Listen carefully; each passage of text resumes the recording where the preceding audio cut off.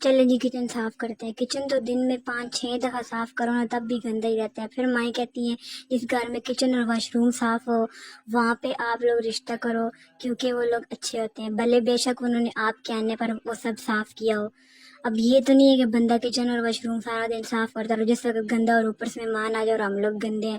ایسے تو نہیں ہوتا نا. ہو سکتا ہے جو لوگ آپ کو صاف لگتے ہیں انہوں نے آپ کے آنے پر یہ دونوں چیزیں صاف کی ہوں. بھائی جس وقت بھی صاف کرو تھوڑی دیر کے بعد یہ دونوں چیزیں گندی ہوتی ہیں، ایسا لگتا ہے جیسے کسی نے صاف ہی نہیں کی. جتنا مرضی ہے صفائی کر لو نا، جتنا مرضی ہے بریکی سے صفائی کر لو، کچن واپس آؤ ویسے ہی گندا ہوا ہوتا ہے. پھر بندہ کہتا ہے نہیں بھائی چھوڑو بھائی، صاف کر کر کے تو تھک گئے ہیں اب ویسے ہی رہے. تو برتن ختم ہوتے ہیں اور کچن کو باہر جس وقت برتن دو اسی وقت کچن صاف کرو، جس وقت برتن دو اسی وقت کچن صاف کرو. لیکن صاف نہیں رہتا. صاف تو پھر بھی کرنا ہی پڑتا ہے لیکن بار بار پھر گندا ہو جاتا ہے. چلیے اب ٹھیک ہے، آپ بھی اٹھ کے اپنا کچن صاف کر لیں. میرا تو ہو گیا کچن